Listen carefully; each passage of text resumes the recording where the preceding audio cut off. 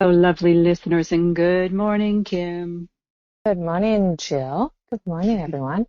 It's Jill and Kim with One Harmonic Whole. I don't know why I'm talking this way today. We're bringing some Oh, calm. We're bringing some calm, I think is yeah, what's going on. We're bringing in some calm energy right now. yeah. We're breaking a pattern. Breaking the pattern. Breaking a pattern. We've been Uh, breaking patterns, and it was yes. pretty intense, and it was quite chaotic. It kind of hit a fever pitch in a lot of different ways, and it's like the calm is like the calm after the storm. The Mm-hmm. patterns are broken, and here we are. Yeah. And it got us questioning with the patterns.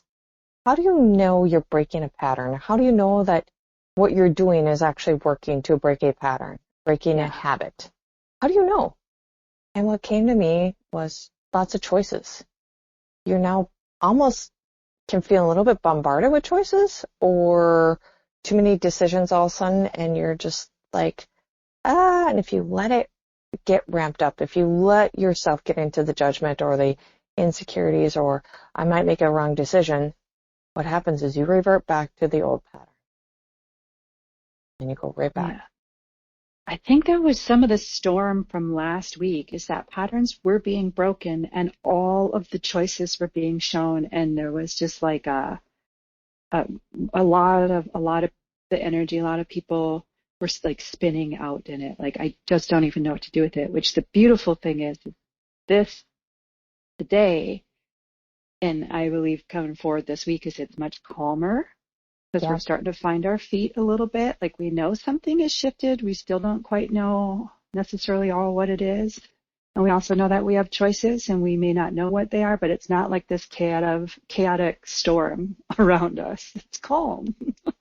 Yep. That's So how, truly the best way to describe it.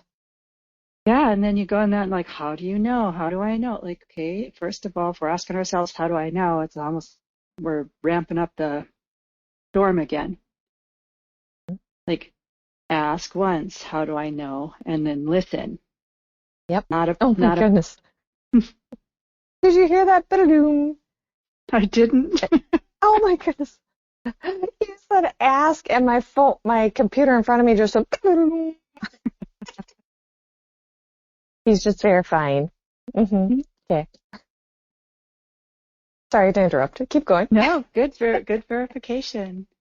So Ah, it's like, I think it's like we don't have to be overly in it in our, from our mental perspective. That's the old habit. We used to have to like, what's the pattern? What is this? I have to know. I have to understand it. I have to be able to explain it. I have to know what's next. I have to see my choices. And I can, even as I'm going through that, I can just feel all of it ramping up, yet there's still this calmness. The yeah. energy that we're being called to is calm. So how do we interact with that calm energy, Kim? Oof.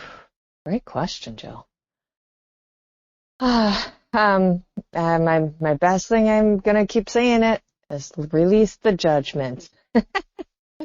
It's when you literally start judging it, over analyzing it. Um, what's the other word that was coming to my head? Um, Not trusting yourself. When you don't trust, like you're going to make a good or bad decision, there's no good or bad decision. It's just, how you play it out. Um, It's the experience from it, right? How you play it out. I yeah, love that. It's how it yep, plays out. Like I have had a few decisions recently, like it's become really clear to me that those things were like what we would judge as failures. They didn't work. But what was like revealed to me after that, what I could see after that was so amazing and worked so well. But I wouldn't have seen that next stage without that failure. But it yep, wasn't a failure, Kim, because it was just another step. It was, yep. It's when inadvertently you asked for guidance, you asked for things to be revealed. Okay, yeah, it was the process that got you there. What you felt might have been something bad, poor, whatever, and you're like, ugh, I didn't make a good choice. But in reality, you made a choice that actually led you to the outcome you were looking for. Yeah, none of it was bad. It wasn't like, oh, this is terrible. It just didn't give me Yes. the result I wanted. Yep. It was just a step.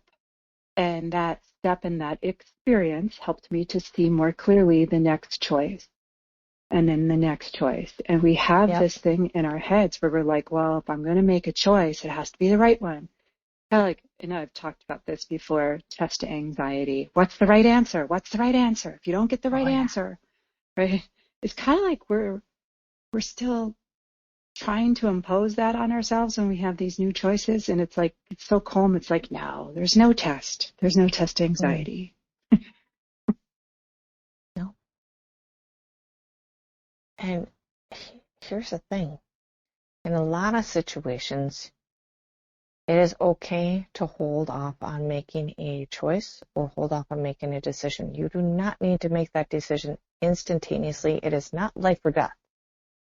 Um, and I'm not going from the aspect of, say, driving in a car or something like that. Those times you have to make very, very fast choices. Or if you're running away from a bear. These are choices where, man, should I go get that coffee? I really want that coffee. Should I go get that coffee? Or I really want that job. Should I go do that? And if you start asking so many questions about it, it's like your body's trying to give you a chance to change a pattern. And you just stop. Whoa, I'm I'm overthinking this. I'm asking too many questions. It's okay to just sit still with it and let it kind of play out and see where it goes. I'm thirsty. I would like a drink. I'm open to receive a drink. Okay, where You does that know, lead me? exactly. I saw last week something that from one of our podcasts I saw where it said, decision plus intention. That's Yeah. enough. So Yep. you just did that. You just said, I'm thirsty and I want something to drink. And it's like, and then when you allow that to do its thing, something in you just rises up. Something in you knows water is the best option for your body right now. Like you Mm-hmm. just know. Um, that's the space that we're in. And yeah, Yep. these are not life or death choices. These are small, incremental, very loving. It's very safe to do Yep. this. Calm. It's supportive because none of these, we're not talking, like you said, I mean, I don't know the last time I ran from a bear, but actually never. Right? These are not running from bear choices. These are very loving, small next step, small step, small step, small step to building something new from these patterns that we've broken. It's just so Yeah. calm. It's so quiet. It's so beautiful, Kim. It's so beautiful. Oh, I Mhm. think we can all use a break from that chaos too. So this is feeling great. It's very nice, isn't it? Yep. How can I enjoy this calm more? And I'm just sitting here like floating in my chair right now. It's pretty cool. I'm kind of rocking back and forth. Not not physically rocking, but my energy is rocking back and forth like I'm doing a self-soothing rock. It's very cool. Yeah. I just feel super calm, floaty. Ah, Um, that's what, that's my hope and my wish for everyone who hears this and is listening right now, that you have that beautiful, beautiful feeling as well, because it's really needed, isn't it? It's like our medicine right now. We really needed some calm and mm, we like did. a loving, yeah, soothing. I love that. Self-soothing. How Yep. can you Yeah. self-soothe? Even self-soothing is just sitting and giving enough space. It'll show up. It'll rise up for you. There's no doubt. It's so strong right now. Ooh. Ah, Oh, oh, thank you, Jill. Thank you, everyone. yeah. Thank you, Kim. All right. Until next time.